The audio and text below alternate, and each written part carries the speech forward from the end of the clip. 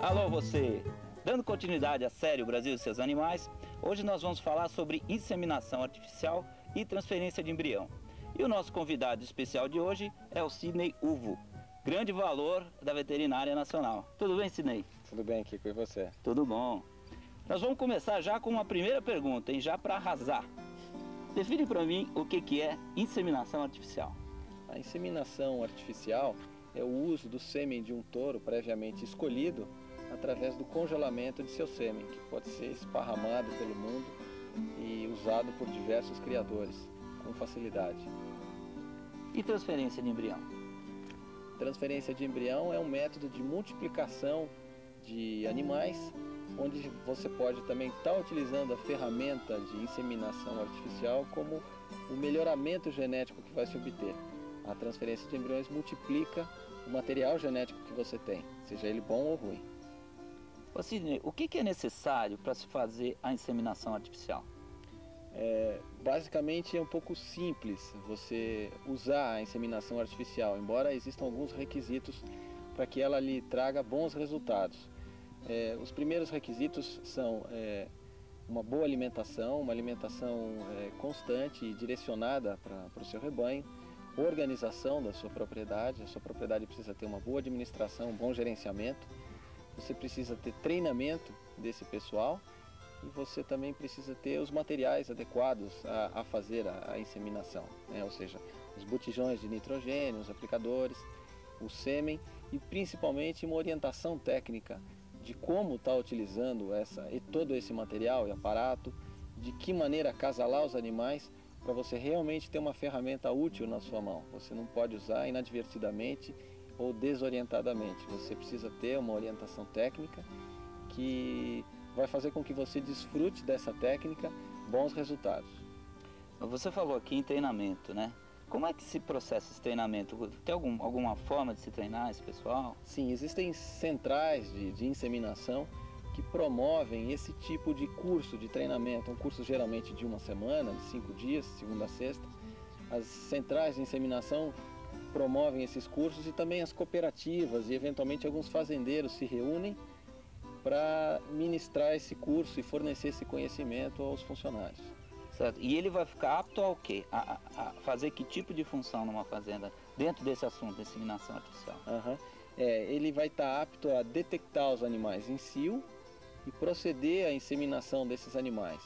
É isso que se treina a mão de obra rural. Ela está treinada, está sendo disposta a treinar nessas centrais desta maneira, proceder à observação de cio e inseminação dos animais. Certo. E o veterinário tem que sempre estar acompanhando esse processo. É muito importante o acompanhamento técnico do veterinário por alguns motivos. Primeiro, para que a inseminação tenha a eficiência esperada.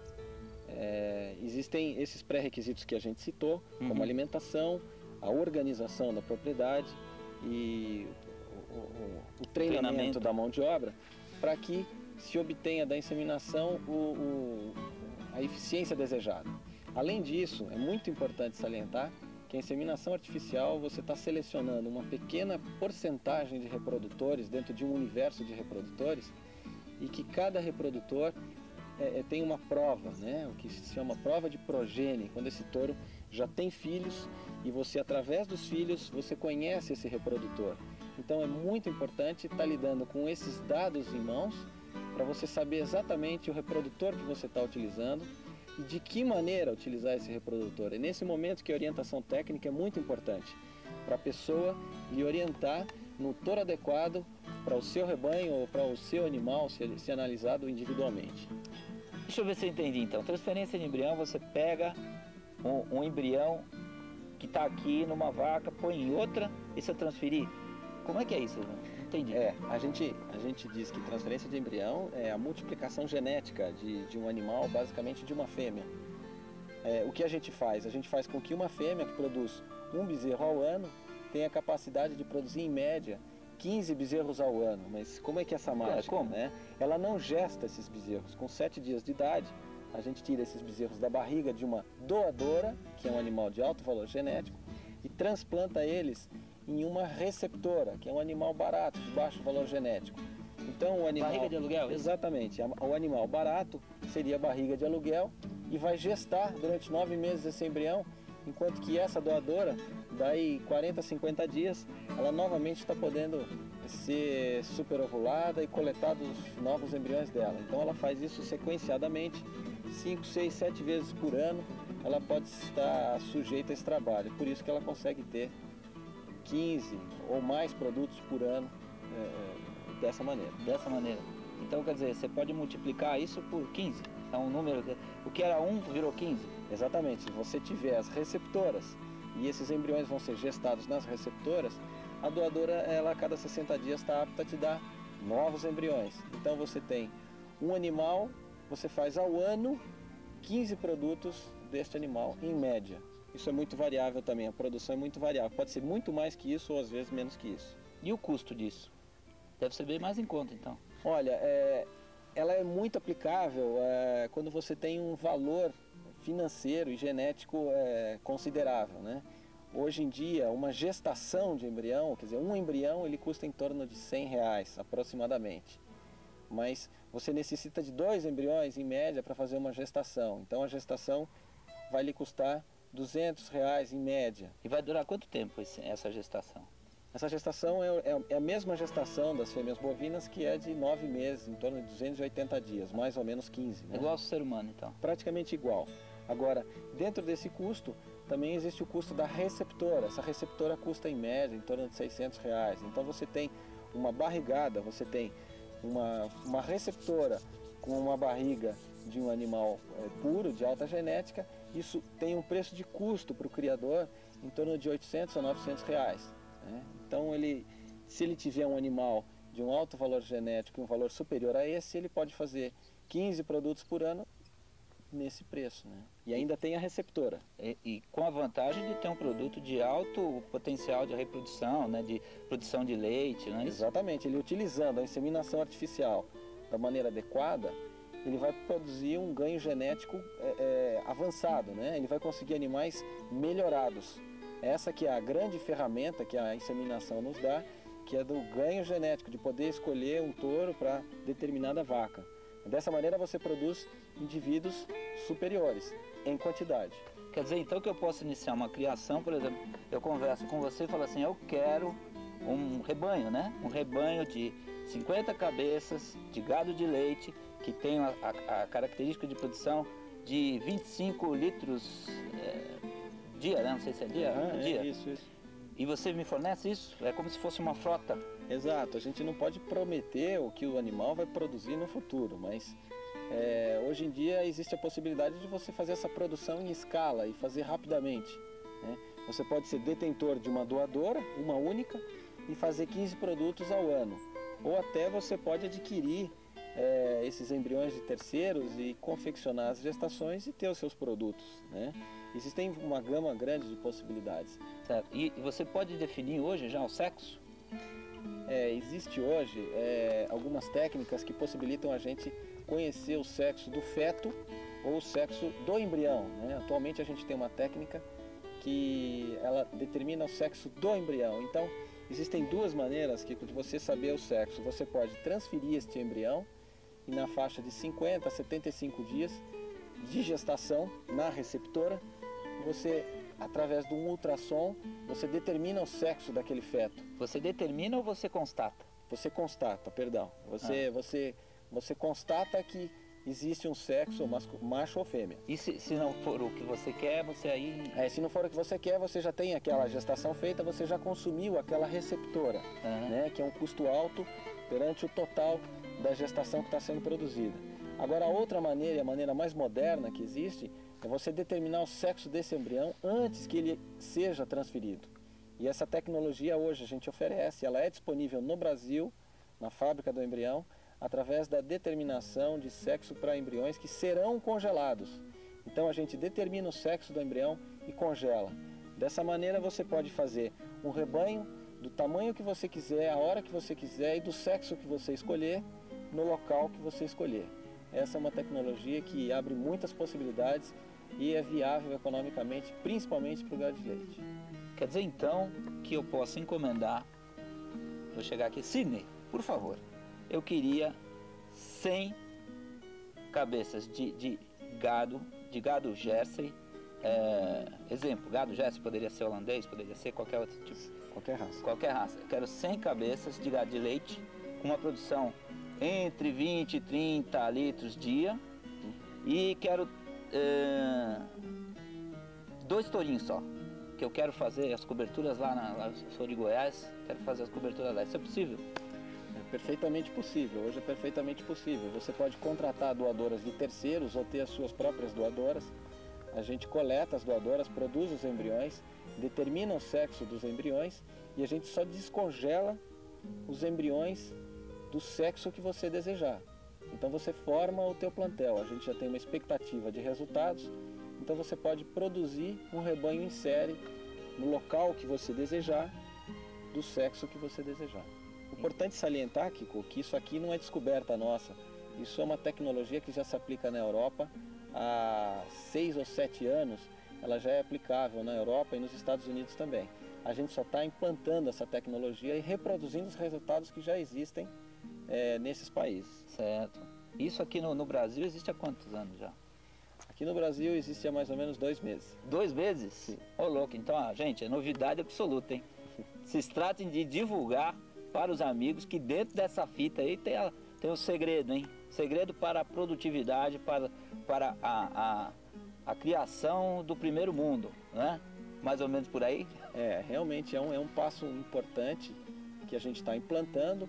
Estamos começando a colher os resultados agora, os resultados são animadores e a gente está colocando isso em escala comercial. Muito legal, hein? Muito bom. Então, Sidney, o que nós temos aqui? Aqui a gente tem o confinamento das doadoras, que a gente faz uma suplementação com os animais. Cedo e à tarde esses animais estão recebendo suplementação e a gente já está aproveitando também para observar o ciclo desses animais e fazer o trabalho em cima desse ciclo reprodutivo que a gente identifica aqui.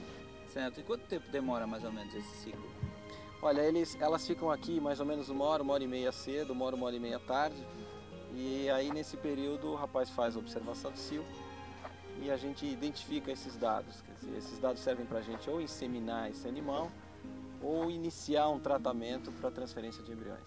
E essa observação de cio, ela é visual mesmo, assim, no olho? Sim, um animal demonstra montando ou aceitando monta, né, um ao outro. Então o que está aceitando monta está identificado como sendo um animal que naquele dia está em cio. E ele estando no cio é o momento de colher o óvulo? Não, em cima desse cio a gente monta uma programação para iniciar um tratamento hormonal ou insemina esse animal 12 horas após ele ter iniciado essa manifestação de cio. Depende do interesse. Se for para inseminar esse animal, 12 horas depois a gente está inseminando. Do contrário, a gente monta uma programação para iniciar um tratamento hormonal nesse animal.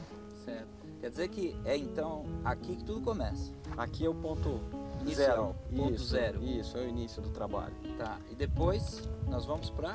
Agora a gente vai ali no curral ver como que se procede a inseminação ou até as aplicações de hormônio. Certo. Então vamos lá ver. Vamos lá. Sai por ali.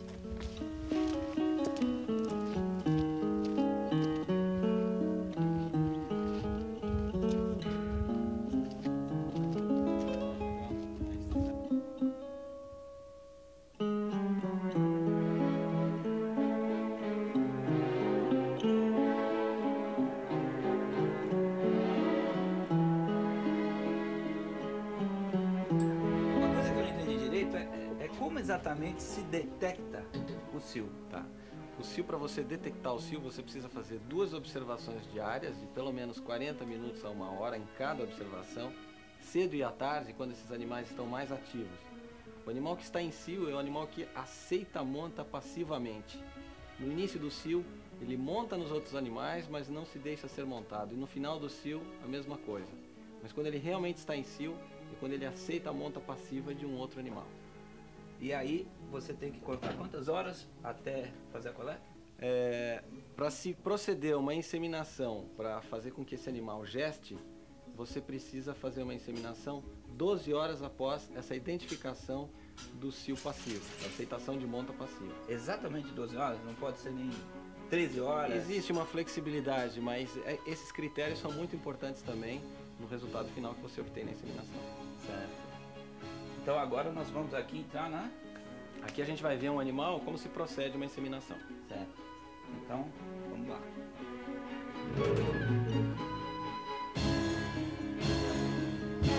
Como é o processo correto do descongelamento do sêmen?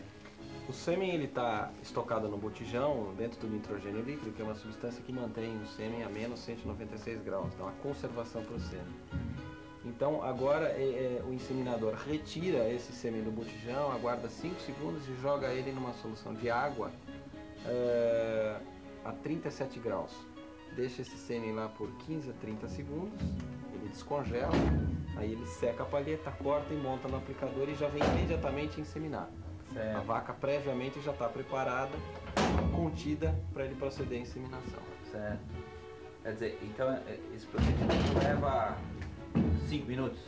Não, ali em 1 minuto, 2 minutos ele traz e deixa tudo pronto. O sêmen não pode estar esperando a vaca que tem que estar esperando o sêmen. Tá. Ele tem um período curto de vida após ser retirado do nitrogênio. Então ele imediatamente tem que estar dentro da vaca, que é o lugar que ele tem uma sobrevida maior. Certo. E agora exatamente ele está inserindo já. Isso, ele insere o sêmen passa a cervix do animal e deposita o sêmen no início do útero, no final da cervix.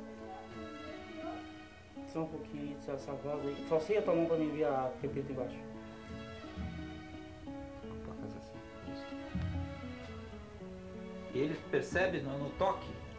Ele percebe onde está chegando aí no... Ele está com a mão pelo reto, ele sente o aparelho reprodutivo do animal através do reto e introduz a pipeta pela vagina, atravessa a cervix, né?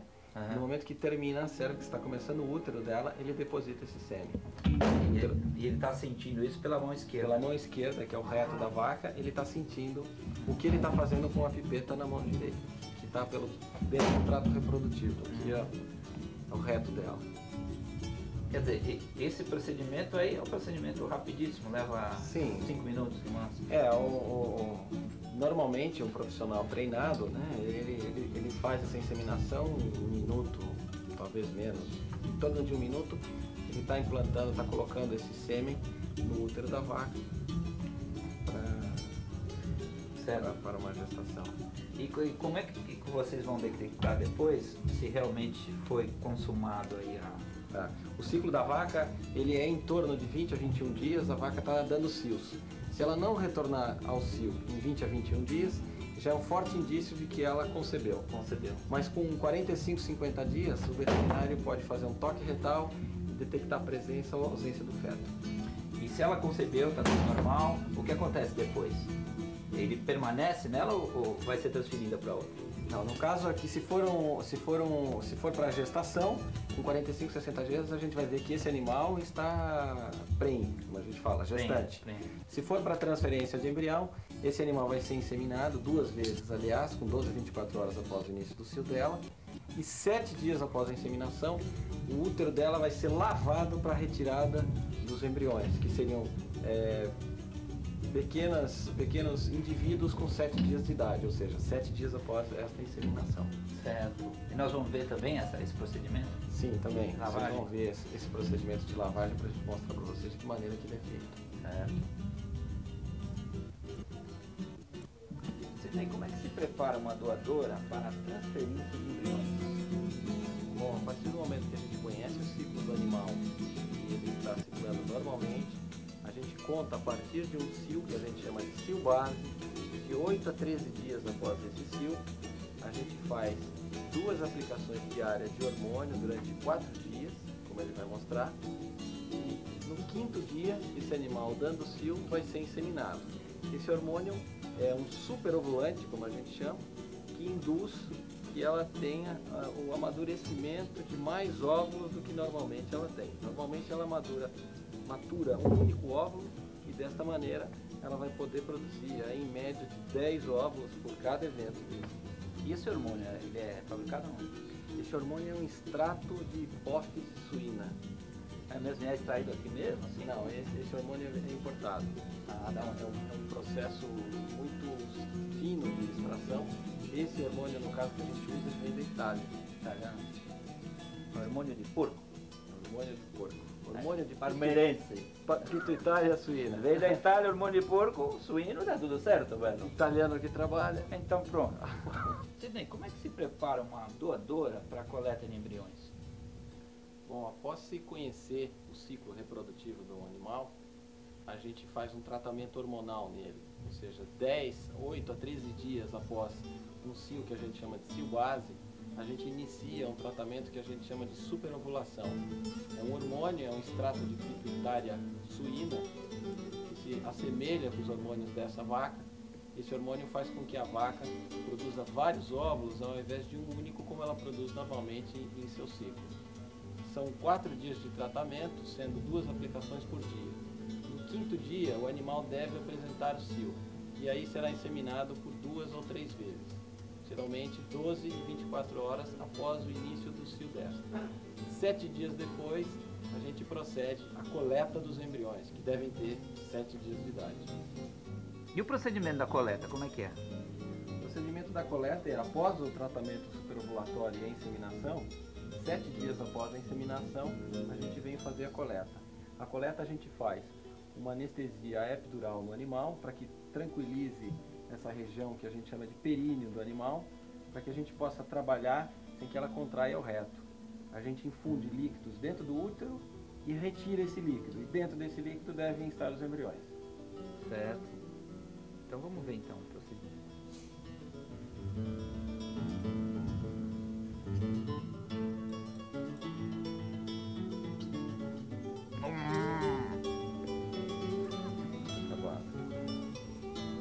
Primeiro a gente faz a limpeza no reto do animal. Se quiser cortar, pode cortar. Agora vai repetir bastante.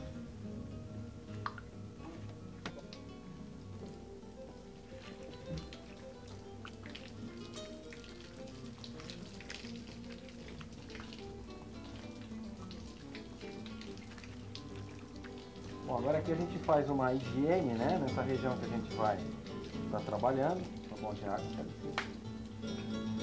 faz uma limpeza e uma desinfecção da área para poder começar o trabalho. E agora o procedimento? Agora, a gente com um catéter, a gente vai alcançar, aqui a gente faz uma desinfecção com álcool. Com esse catéter, a gente vai alcançar o útero dela, onde a gente vai estar infundindo o líquido e retirando o líquido com os possíveis embriões. Pode inflar. E aí você vai conseguir detectar esses embriões através do microscópio lá no laboratório. Aqui, pode colocar mais. Tá bom. Aqui a gente consegue retirar as estruturas de dentro do útero dela e concentrar num filtro que a gente chama de coletor. Esse filtro não permite a passagem dos embriões.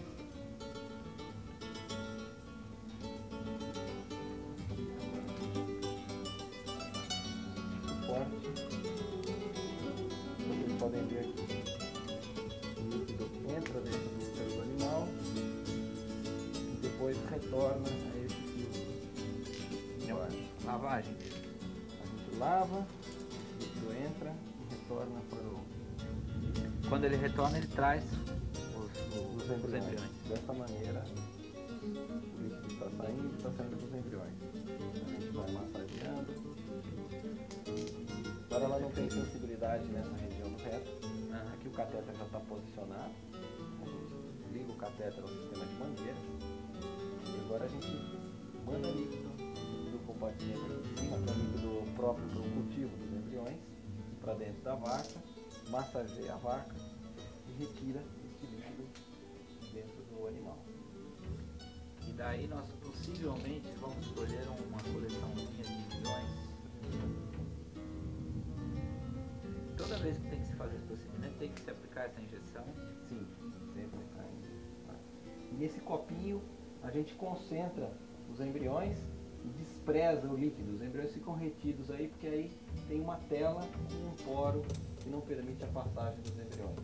Dessa maneira, a gente retém aqui o concentrado do lavado da vaca. Certo. E esse líquido que está entrando, ele é um líquido, qual é a composição dele? É uma solução de sais semelhante à condição que existe dentro do útero para o embrião. Então o embrião está saindo lá de dentro e ele consegue sobreviver por 6, 8, 10 horas em soluções nutrientes como essa para ele. Certo. É exatamente a mesma que ela Uma condição muito semelhante à que ela tem dentro do útero dela. Agora aqui a gente pode encerrar a coleta. Pode inflar o balão.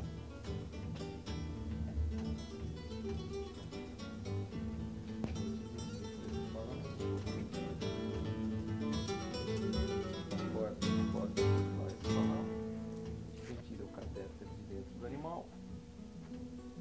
Esse procedimento aí pode ser feito em fazenda normalmente? Sim, sem problema algum. Agora os embriões estão todos dentro do filtro. Esse restante aqui a gente despreza. E aqui devem estar os possíveis embriões. Deixa eu dar uma olhada, deixa eu ver se eu consigo ver esses embriões. Não, você vai precisar de um equipamento óptico melhor. Peraí. Ah, tô vendo aí, ó. Tô vendo um lá, ó.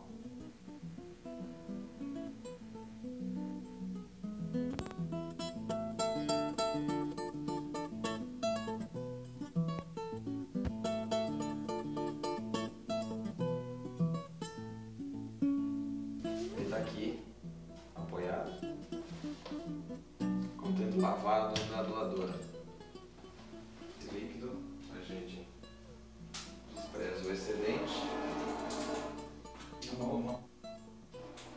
Aqui a gente despreza o excedente e coloca o líquido que a gente coletou do animal dentro de uma placa.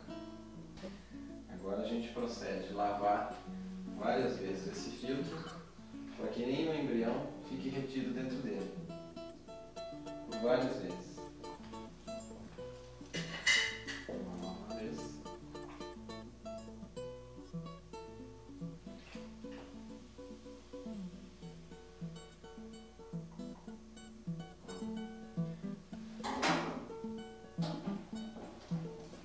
Agora a gente vem para realizar a procura do embrião.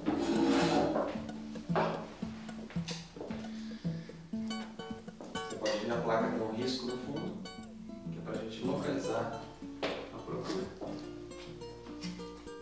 Agora a gente localiza. Sai procurando os embriões.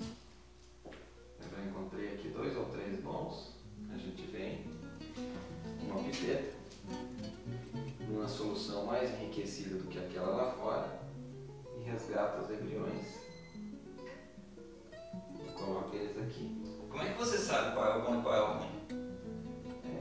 Existe uma escala morfológica, de acordo com o formato, o grau de evolução dos embriões, a gente pode dizer se eles têm mais chances de conceber ou menos chances de se conceber. Então, a gente isola os que têm muito poucas chances de conceber e descarta eles. Também podem aparecer óvulos, que seriam estruturas não fertilizadas. Essas a gente também descarta. E separa só os embriões viáveis. Terminado o trabalho de procura dos embriões e seleção, a gente agora vai proceder o destino desses embriões viáveis. Esses embriões podem ser transferidos a fresco ou congelados. Agora vocês vão ver como é que a gente envasa esse embrião e prepara ele para o congelamento. Agora que nós já selecionamos os embriões que serão destinados ao congelamento, nós colocaremos esses embriões na solução de congelamento, que é a solução de etileno glicol. Esta solução. A solução é despejada numa poça.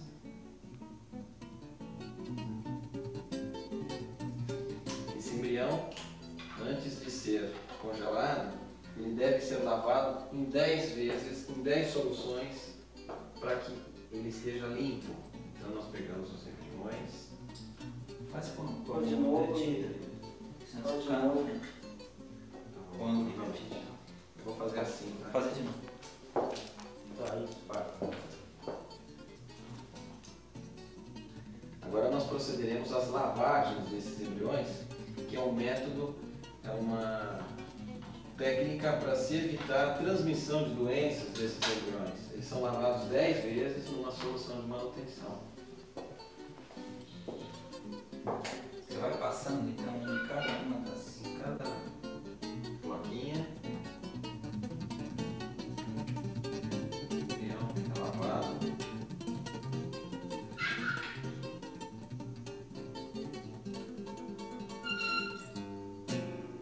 Agora o embrião está na solução que será para o congelamento. O cronômetro é disparado e o embrião será impregnado com essa substância que o protege no congelamento. Essa substância é um tempo determinado no qual o embrião deve permanecer nela, nem mais e nem menos.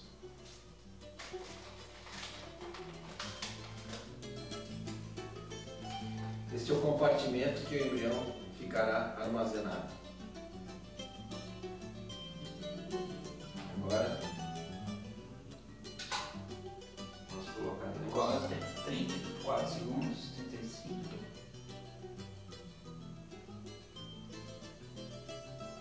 Já está colhendo? Está ali.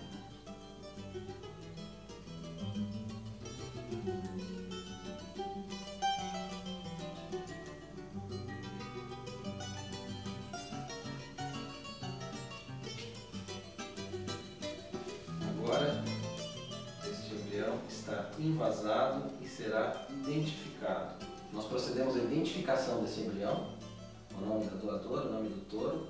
Agora, o método de congelamento seria etileno glicol e a data do congelamento, 12 de junho, dia dos namorados. Certo? Agora, esse embrião está identificado.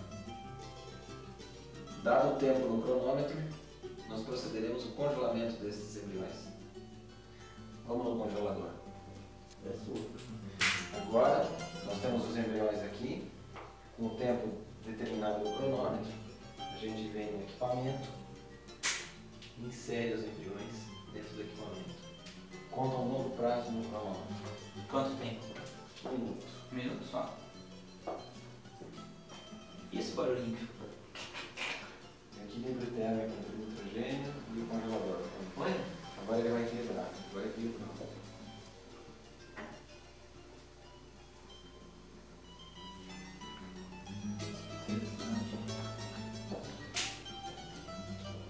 Aí congelou, vai para certo, não? Em 1 hora esse processo agora. Aí fica 1 hora. Fica 1 hora, ele abaixa meio grau por minuto, de menos 6 até menos 35. Quando chega a menos 35, eu pego e jogo no nitrogênio para menos 196. Se eu jogar direto no 196 negativo, mato os embriões. Demora 1 hora esse congelamento, ele é lento. Lento, ele vai desidratando o embrião, com isso ele vai arrancando a água do embrião.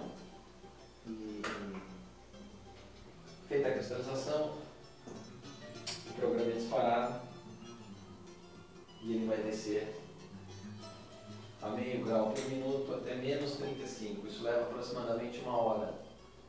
Quando terminar esse congelamento, os embriões são jogados dentro do botijão de nitrogênio e estão congelados para a eternidade. Esta é uma rack. Agora os embriões vão ser acomodados nessa rack, com a identificação da vaca, a quantidade de embriões e a dia que a gente fez o congelamento. E depois dentro da rack, no nitrogênio, e depois dentro das racks. Sela a tampa do rack. Esse embrião está pronto para ir ao botijão.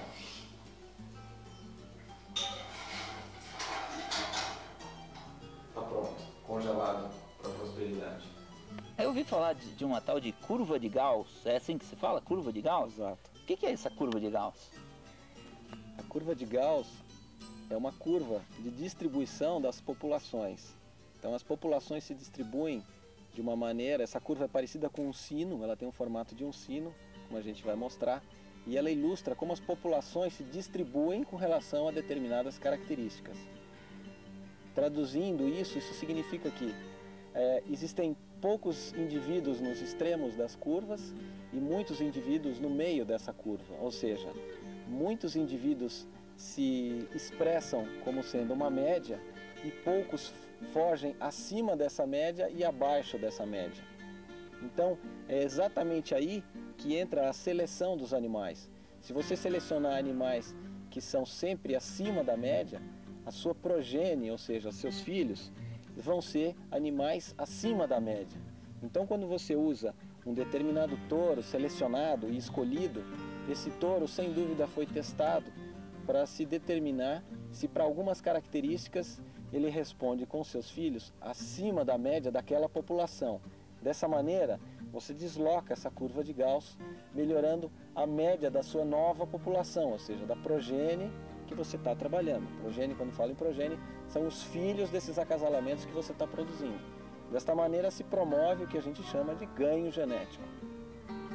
Então quer dizer que, trazendo isso para o ser humano, suponhamos assim, a média de estatura é de 1,70 m, que é uma maioria, que dá 50%.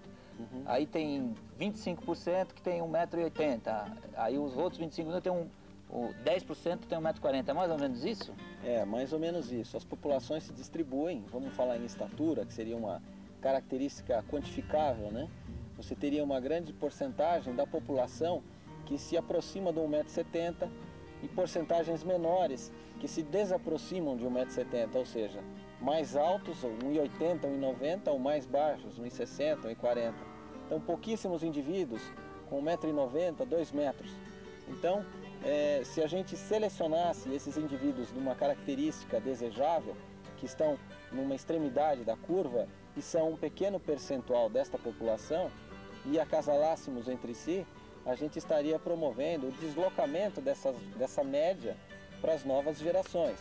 Por exemplo, fazendo populações de 1,80 m, quando tivessem filhos com mulheres também de 1,80 m, teriam filhos bem altos. Populações baixas teriam tendência a ter filhos baixos.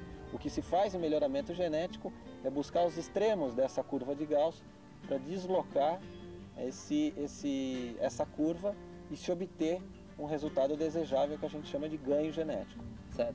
Quer dizer então que se eu quisesse montar um time de basquete de jogadores só de mais de 2 metros de altura, eu poderia fazer isso através da seleção genética, é isso?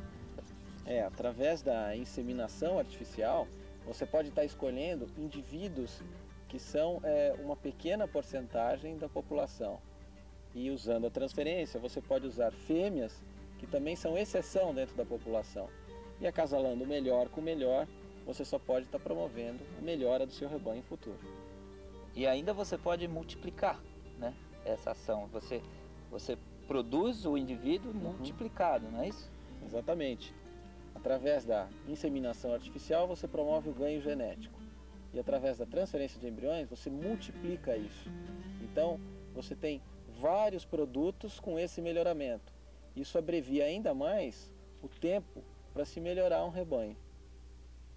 Certo. Quer dizer que na prática é o seguinte, você seleciona as vacas que estão no cio, leva para o brete, colhe o embrião, certo? Leva esse embrião para o laboratório, fecunda esse embrião, não? Errei? Errou. Então me corrija. Na verdade, o que a gente faz é o seguinte, a gente acompanha o ciclo reprodutivo das fêmeas, né? De 8 a 13 dias depois, esta fêmea é avaliada. Após esta avaliação, a gente decide se vai iniciar ou não um tratamento superovulatório, que é a injeção de hormônios durante 4 dias consecutivos, são 2 aplicações diárias. Então essas aplicações se iniciam de 8 a 13 dias após um cio base. Muito bem. 4 dias de aplicação, no 5º dia esse animal deve estar vindo em cio. Tá? A partir do momento que ela está em cio, a gente procede uma inseminação 12 horas após o início e 24 horas após o início deste cio. Aí se fertilizam os embriões dentro do útero da vaca. com o sêmen que o proprietário escolher a ser utilizado. 7 dias após essa inseminação, nós procederemos uma lavagem do útero dessa doadora para retirar esses possíveis embriões que estarão dentro do útero da vaca. A gente retirando esses embriões, a gente procede uma concentração desse líquido e a gente selecionará os embriões que porventura venham no lavado. Aí a gente escolhe os embriões viáveis e os inviáveis, a gente descarta e procede ou a transferência ou o congelamento desses embriões que a gente obteve. E como é que eu escolho, por exemplo, as características que eu quero? Por exemplo, eu posso escolher assim, eu quero um que melhore a musculatura, a carne seja mais macia. Como é que eu escolho isso? Existem várias características que você pode estar escolhendo em um touro provado. É muito importante essa palavra, um touro provado. Significa que esse touro já foi submetido a um teste de progênie. O que significa um teste de progênie? O teste de progênie mensura e avalia os filhos desse determinado touro. Então a gente fica conhecendo se esse touro é melhorador ou ele é negativo, como a nossa linguagem, para determinada característica. Para leite, ganho de peso, peso dos bezerros ao nascer, peso a desmama, peso com 1 ano, quantidade de gordura no leite, comprimento da lactação e outras características morfológicas também, como aprumos, capacidade corporal, caracterização racial, esqueleto, altura, distribuição muscular e assim vai. São várias características que você pode estar escolhendo. E muito importante, o criador está prestando atenção nessa prova, que todas as provas elas são estatisticamente testadas. E essa estatística avalia o número de rebanhos e o número de filhos analisados. Quanto maior o número de rebanhos e quanto maior o número de filhos, maior a confiabilidade dessa prova. Esse é um instrumento que o técnico vai orientar o proprietário ou o criador a usar adequadamente. Não adianta você usar um touro em que a prova dele, eles têm só 5 filhos para cada característica. É uma prova de baixa confiabilidade. Esse termo é chamado de acurácia ou confiabilidade, que você deve encontrar nas provas, indicado como um percentual, onde 1 ou 100% seria o percentual máximo. E esses touros passam a ter confiabilidade quando você tem mais de 50% ou 60% de acurácia. Aí sim, você sabe que aquela característica é uma característica que aquele animal realmente transfere e você pode utilizar aquela característica dentro do seu rebanho. Por exemplo, eu tenho problema de úbere nas minhas vacas, então eu vou usar determinado touro que melhora o ligamento central de úbere, ou a largura de úbere, ou a profundidade de úbere, e tem realmente uma alta confiabilidade. Os touros que não têm alta confiabilidade, com o passar do tempo, eles podem adquirir mais confiabilidade à medida que os filhos vão nascendo. Porém, ele também pode piorar à medida que os filhos vão nascendo. Então, existem touros que são aventura genética, que a gente no meio costuma dizer que são aventura genética, pois esses touros ainda não têm uma confiabilidade alta em sua prova. E outros que já têm uma confiabilidade alta na sua prova, eles realmente são mais fáceis e mais tranquilos de se obter os resultados. Porém, o preço deles vai variar de acordo com a sua confiabilidade e as diferenças que se espera em sua progênie, que se chamam de DEPs, diferenças esperadas em progênie. E onde é que eu encontro esse sêmen? Como é que eu consigo localizar isso? Existem várias centrais que fornecem o sêmen. É fácil de encontrá-las, elas têm as suas propagandas e é muito importante que o criador procure os touros e esteja atento às provas desses touros para poder usar esses touros corretamente e através também de uma orientação técnica para não cometer os erros. Da mesma maneira que você pode estar promovendo melhoramento genético do seu rebanho, você pode estar promovendo pioramento genético do seu rebanho se não utilizar adequadamente as provas. Consulte um técnico que lhe oriente. Eu posso esperar resultados concretos da transferência de embrião? Lógico, a gente já tem alguns anos aí de trabalho e já pode dizer os resultados que você pode obter com a transferência de embriões. O que se obtém em média são 6 embriões viáveis por coleta, 5 a 6 embriões viáveis por coleta, com 60% em média de concepção se o embrião transferido a fresco, em torno de 50% se o embrião é congelado. Essa doadora pode ser coletada até 6 vezes por ano, gerando aí em torno de 30 embriões viáveis ao ano por doadora, ou seja, com 50 a 60% de índice a gente chega no número de em torno de 15 gestações por doadora ano. Isso é um número já exato, assim, já conforme as pesquisas, tudo, os resultados mesmo. Isso é o que a gente obtém, é uma média de produção, não é uma certeza. Existem animais que produzem mais do que isso e outros que produzem menos. Depende muito da aptidão de cada animal para produzir embriões.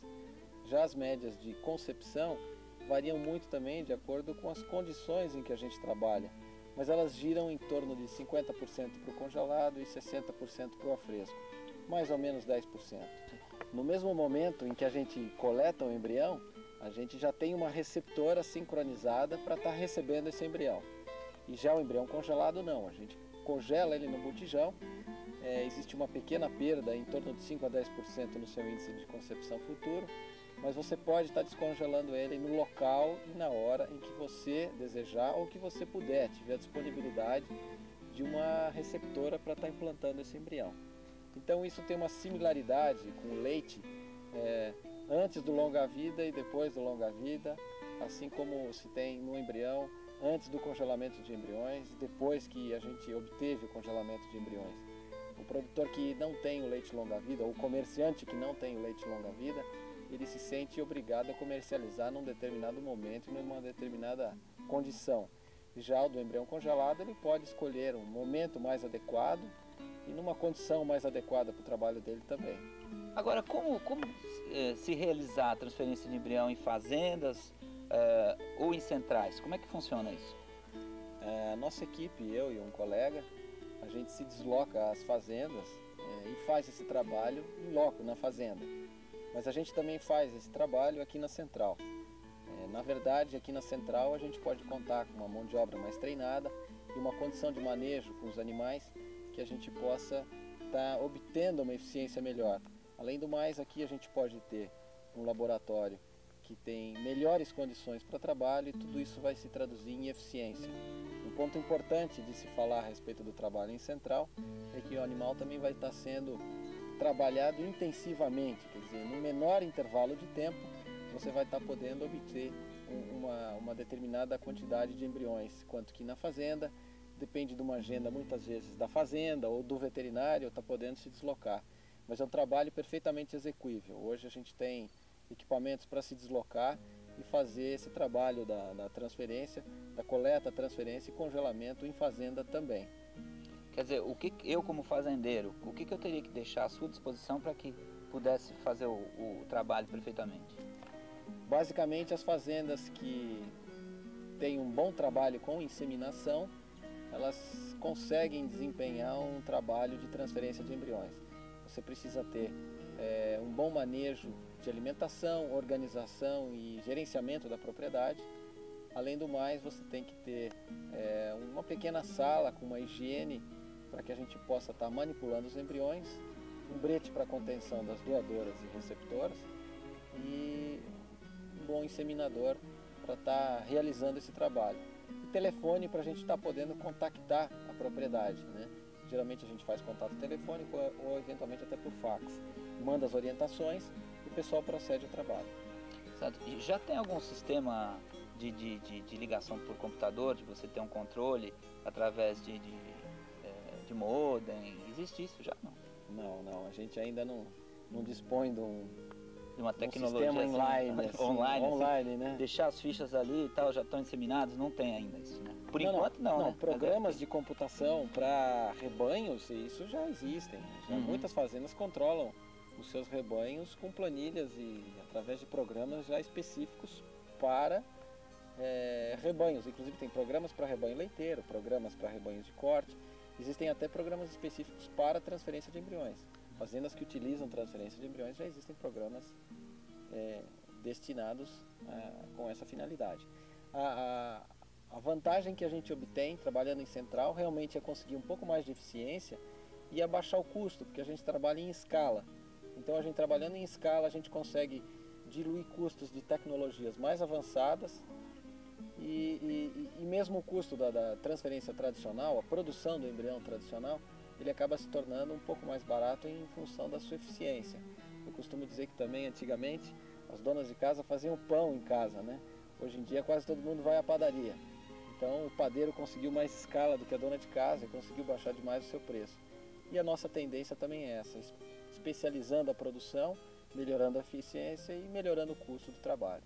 Estamos falando aqui com o Dr. Joaquim, dono da padaria, que faz pãezinhos aqui para todo o Brasil, não é mesmo? Bisnaguinhas. Bisnaguinhas de vaquinhas.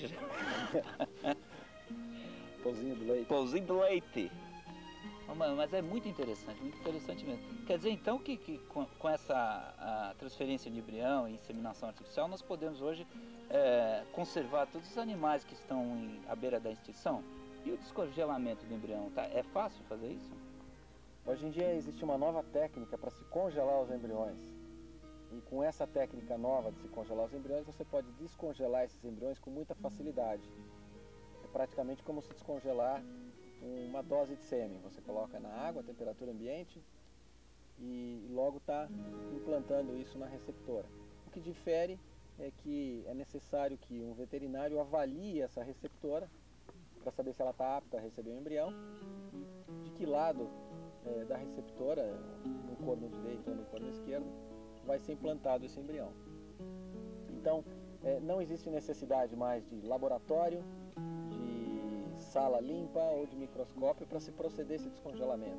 É simplesmente estampar um lacre, colocar num aplicador e está implantando na receptora. A gente só precisa de um bridge, não precisa nem de luz. E as novas técnicas? Bom, existem algumas técnicas modernas que estão sendo aplicáveis à tecnologia de transferência de embriões. Uma delas é a bipartição, que já é uma técnica um pouco antiga, a fertilização in vitro e a sexagem de embriões. Vamos falar da bipartição. A bipartição é o ato de se cortar um embrião ao meio e implantar as duas metades. Dessa maneira você vai estar dobrando a tua capacidade de produção de gestações e vai estar produzindo indivíduos idênticos. Isso tem inclusive utilidade na pesquisa, né? Para você ter gêmeos idênticos. Uma vez que o código genético desse embrião ele já foi formado, você vai ter embriões geneticamente idênticos. E você consegue obter a transferência com a transferência a fresco em torno de 50% com cada metade, ou seja, 100% no embrião inteiro. Isso multiplica a capacidade da doadora em produzir filhos. E isso é normal se fazer? Quer dizer, é usual? A nossa central ela oferece esse tipo de serviço, porém esse tipo de serviço ele tem que ser feito com receptoras exclusivamente a fresco. Não pode se fazer o congelamento das metades do embrião. Eles devem ser transferidos a fresco. Isso é um ponto limitante, porque da feita que uma doadora produz uma quantidade muito grande de embriões, você acaba se afunilando no número de receptoras. E aí tem a necessidade de se fazer o congelamento, e como essa técnica não permite congelamento, ela se limita. A segunda tecnologia, que está sendo aplicável comercialmente também, é a da fertilização in vitro. A fertilização in vitro ela é aplicável a algumas doadoras que não conseguem produzir embrião por esse método tradicional que a gente já mencionou. Então são doadoras que têm problemas uterinos ou problemas de fertilização. Existe a possibilidade de se introduzir uma agulha através da vagina dela e alcançar os seus ovários e aspirar os folículos. Aspirando esses folículos estarão dentro deles os óvulos e esses óvulos nós estaremos captando. Esses óvulos serão fertilizados em laboratório, maturados em laboratório e 7 dias após a sua fertilização se procede também à transferência. Embora esses embriões ainda não tenham um índice insatisfatório no congelamento, então eles também têm que ser transferidos a fresco, o que é um ponto também limitante da técnica, mas abre uma grande possibilidade para doadoras de exceção que não conseguem produzir embriões pelo método tradicional da transferência de embriões. E a terceira tecnologia, que é uma tecnologia aplicável também, é a da sexagem de embriões. A tecnologia da sexagem de embriões, ela está proporcionando um barateamento do trabalho para os criadores, uma vez que eles podem escolher o sexo que eles desejam trabalhar ou simplesmente já saber adiantadamente qual que é o sexo da gestação que ele está produzindo. Ele pode produzir sobre encomenda ou pode simplesmente estar vendendo embriões de um sexo ou de outro, ou formando um rebanho só de um sexo. Né? Não é necessário ele estar adquirindo embrião de sexo masculino só dos machos ou só das fêmeas. Dessa maneira você também pode estar congelando esses embriões. E esse é a grande mola propulsora desse processo, é que ele pode estar sendo congelado, esse embrião pode ser congelado, com um pequeno prejuízo no índice de concepção, que ainda torna ele extremamente viável. Ele perde em torno de 5%, quer dizer, ele cai de 50% para em torno de 45% de concepção. Mas você tem o sexo da sua gestação adiantada. Você corta pela metade a sua necessidade de receptoras, que é o grande gargalo do processo. Bom, Sidney, eu queria agradecer a sua presença no nosso programa e eu acho que foi bem legal porque ele explicou bem sobre o assunto de inseminação artificial e transferência de embrião. E é isso aí, gente. Então, até o próximo programa e é mais uma amizade que a gente está fazendo aqui. Grande abraço, hein? Obrigado.